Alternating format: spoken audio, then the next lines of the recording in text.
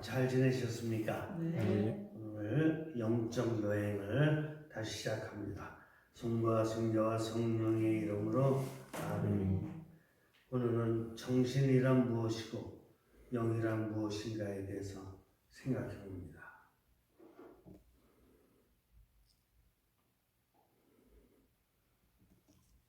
성부와 성자와 성령의 이름으로 아멘.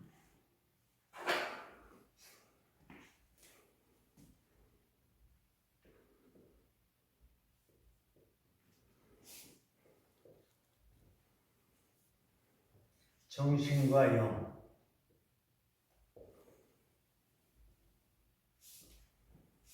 mind and spirit.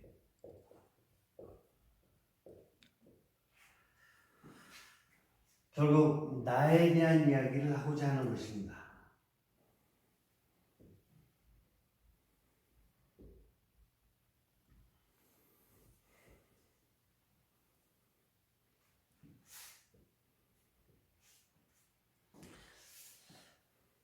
인류 역사를 놓고 볼 적에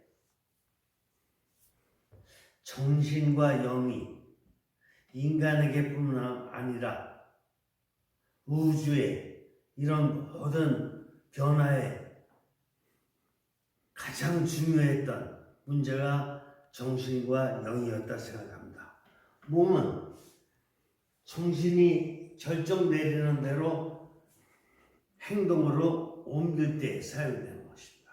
또 영이 결정하는 대로 움직이는 것이니까 몸은 하여간 실천적으로 움직이는 데 쓰이는 거지만 실천하기 직전까지의 단계에서는 정신과 영이 중요한 것입니다. 정신적 삶과 영적인 삶은 본래는 상호 보완적이어야 한다. 이게 제일 중요합니다. 영과 정신은 상호 보완적이어야 됩니다. 그런데 인류 역사에서 놓고 보면은 상호 보완적이 되지 못한 적이 엄청 많습니다. 일단 인류 역사에서 놓고 봤을 적에 개인이든 인류 전체의 문제이든 정신은 많이 사용되었습니다. 우리 개인적으로다가도 놓고 보면은 청소년기부터 성인에 이르기까지 계속해서 정신을 사용해왔던 것입니다. 예를 들어서 초등학교 때부터 산수, 국어, 또 중학교 들어가면은 역사, 물리, 또 고등학교 들어가고 대학에 들어가면 보다도 전문적인 차원에 있어서 이제 전문 과학 분야를 공부하게 됩니다. 그래서 점진적으로 정신을 이렇게 깊혀나가는 공부를 하는데 그에 비해서 영은 거의 미비하기 그지없는 수준으로 영은 전락하게 됩니다. 그래서 오늘날 정신이 전문 과학 분야까지 발달된 것이 결국은 자연과 특별히 16세기 이후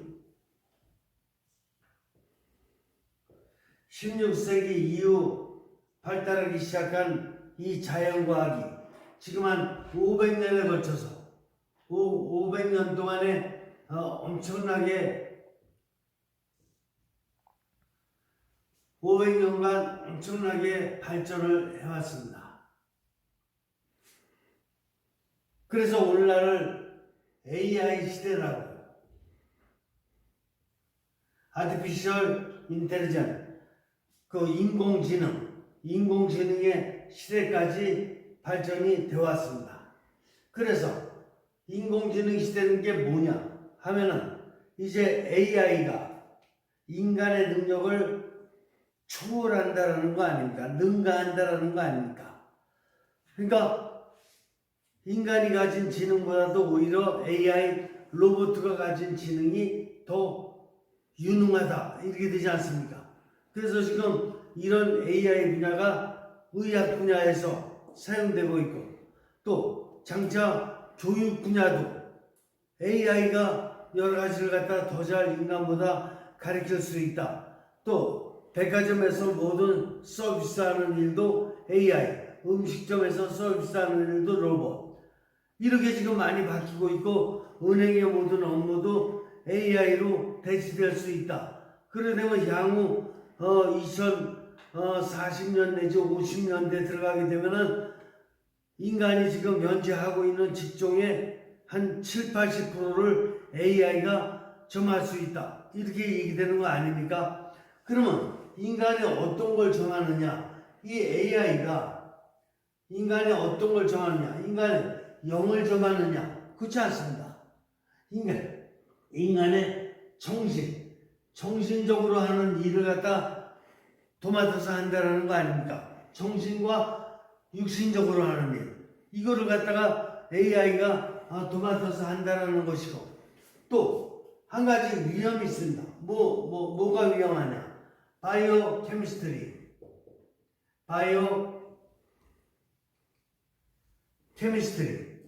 생화학입니다.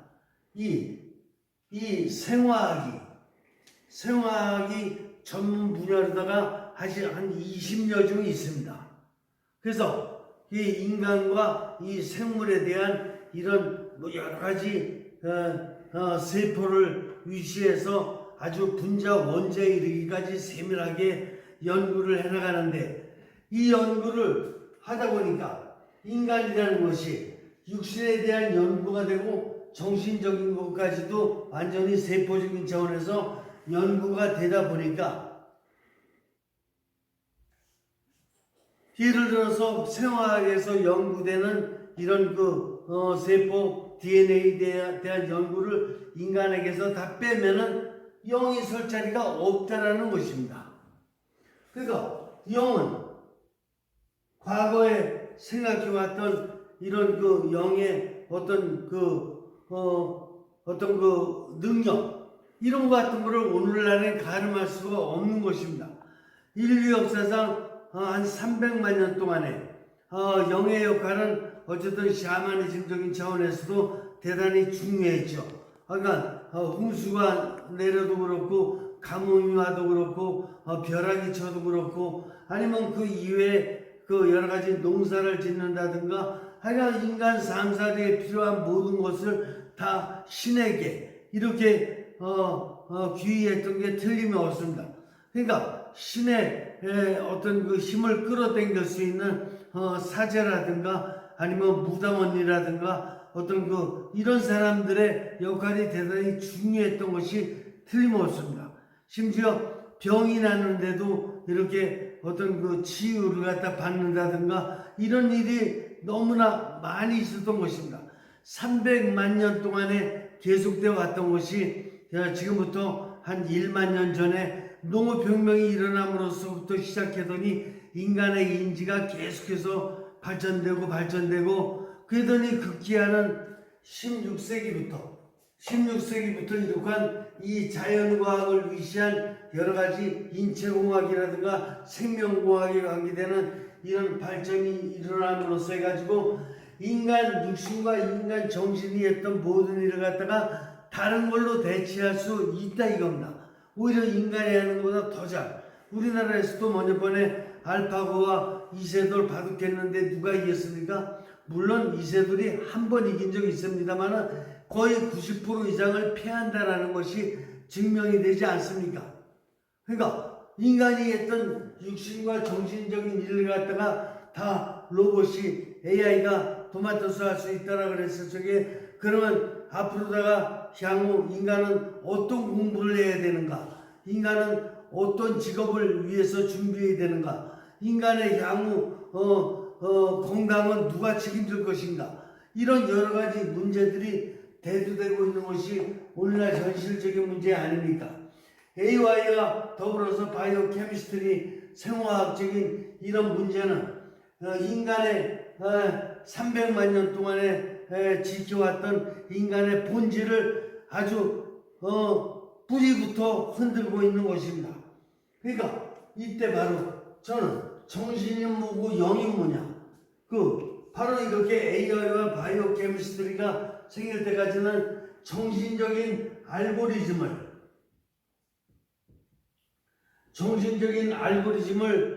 지금부터 향후 1만 년 전부터 농업혁명 시대부터 시작한 인간의 인지가 계속해서 비약적으로 발전을 해왔고 극기야 500년 전에는 이런 르네상스 운동, 계몽 운동이 일어남으로 해가지고 이제 정신의 알고리즘이 아주 급성장하는 이런 때를 맞이하게 되었고, 그와 반면에 이 오랜 기간 동안에 샤머니즘적 영의 역할을 했던 것이 중세시대에는 그래도 나름대로의 인간의 어떤 그 학문이라든가 인간의 어떤 예술이라든가 인간의 어떤 여러가지 분야에 지대한 영향을 미쳤던 중세시대의 영의 힘은 이 과학으로 말미암아 모든 것이 다 물러나게 되고, 오늘날 영의 힘을 어디서 찾아야 되는지는 궁극적으로다가 지금 위기의 문제에 봉착하고 있다, 이렇게 볼 수가 있겠습니다.